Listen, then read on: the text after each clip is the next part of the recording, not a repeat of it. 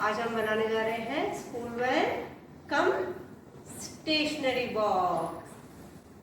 Let's make it. तो आइए देखते हैं इसे बनाने के लिए हमें किन किन चीजों की जरूरत पड़ेगी। ये एक रेक्टेंगल बॉक्स है, कोई भी वेस्ट आप बॉक्स ले सकते हैं।